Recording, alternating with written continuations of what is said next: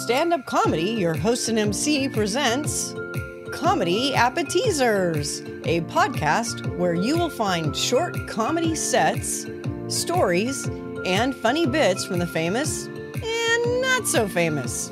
Here is your host and MC, Scott Edwards. Ladies and gentlemen, welcome back to the podcast, Comedy Appetizers. We have one of our greatest friends in the comedy world coming back. You've heard him on the show many times. He is a very talented comic, actually one of the very few American Indian comics, working both cruises and casinos, but he's here on a new topic. Ladies and gentlemen, please welcome, and trying out some new material, Marc Yaffee. Marc, thanks for joining us on the podcast. You know, both of us have been dealing with our parents lately. What kind of situation have you been dealing with? Well, a couple. You know, my dad passed recently. He was passed at 95. My condolences. Which, good. Thank you. Yeah, no, it's been a few months. He had a good run, and 95. But this is crazy. They live in a senior apartment, a senior community. When he passed away, they put in the newsletter, Bud Yaffee died unexpectedly at 95. Unexpectedly, because at, really, at 95, we had hopes for a long future. No one could have seen this coming. How old are the people living in this facility? Is there was it Methuselah from the Old Testament living there, raising the curve?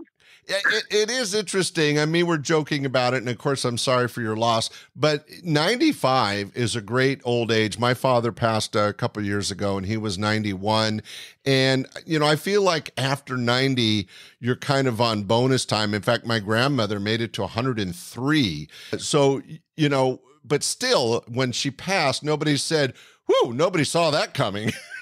Right, exactly. It was pretty strange. Then my mom has announced when she passes, she wants to be buried with one of these talking headstones. I don't know if you're familiar. They take a traditional granite or marble headstone, they cut out a little section, they put in a motion activated waterproof digital speaker with up to 4 hours of the deceased vocal recordings. Oh, no. Like, are you kidding me? 4 hours? This lady's been lecturing me to death for the last 50 years. Now she'll be lecturing me after death for another 50 years? Oh, there's so much potential problem with that. Could you imagine what she wants to do. It'll be just this litany of grievances. I mean, I'll walk up there, it'll just be, "Oh, you finally came to visit me. Nobody brings me flowers. They don't mow the lawn. Your father won't talk to me. I bet you didn't get a haircut." Wah, wah, wah, wah, wah, wah, wah, wah.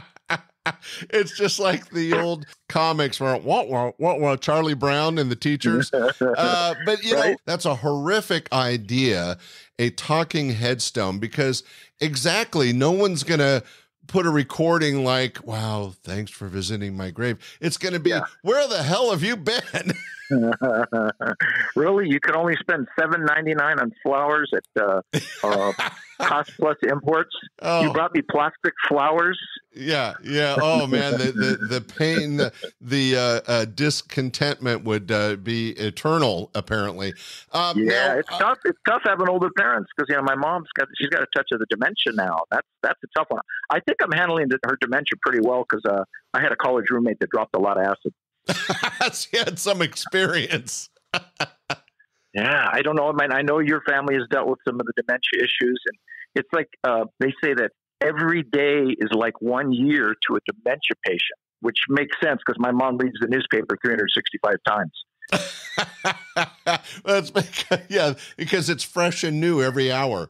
Right. And then another thing with the dementia is kind of sad is a lot of dementia sufferers claim they're being robbed. They have that paranoia that people are stealing from them. So in the last 6 months, my mom claims someone took her iron, a throw rug, a cake mixer, and a wall mirror. I'm like, what, is someone trying to open a bed and breakfast? Well, it's so funny you mentioned that because we did go through dementia with my father-in-law, and he was a retired sheriff's officer. But you're right, the paranoia really gets to him, and he was certain that stuff was missing. And, you know, of course, we'd find it in his sock drawer or under his pillow because he couldn't remember where he put it. But I think, and the other thing that we're kind of joking, but it's serious too, is that what they are missing and is important to them have no value.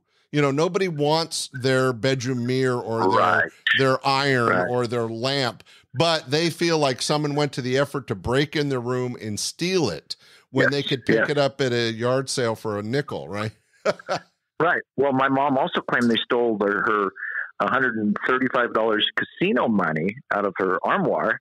And about 3 weeks later, they came and put it back and felt so bad. There was $175 in there. Well, there you go. That's better than going to the casino. I want to find out who these robbers are, so they'll break into my house. Here's my address.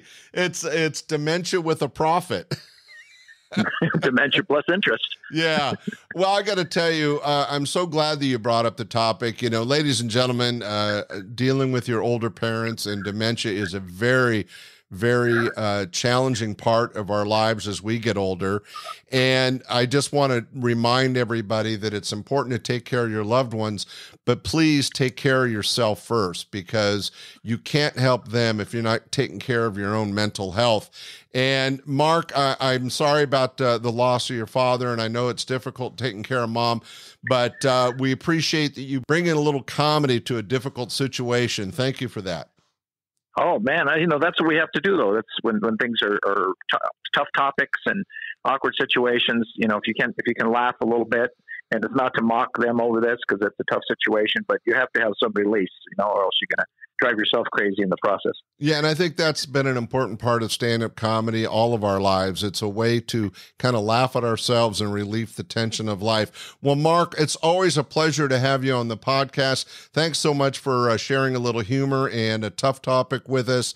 Ladies and gentlemen, if you're on a cruise ship, cruising the casino circuit, or at clubs near you, keep an eye out for the name Marc Yaffee. You can also see him on Dry Bar Comedy. And Marc, you have a great website too, right? I do. It's laughwithmarc.com, M-A-R-C, because my parents couldn't spell.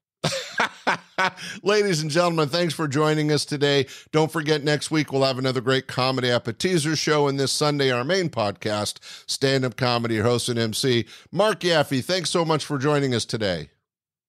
Thanks, my friend. Ladies and gentlemen, thanks for joining us. Bye.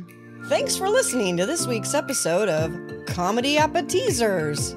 Be sure to share with family and friends, and we will see you this Sunday for our regular podcast, your host and MC, and again next Friday for another episode of Comedy Appetizers. Bye!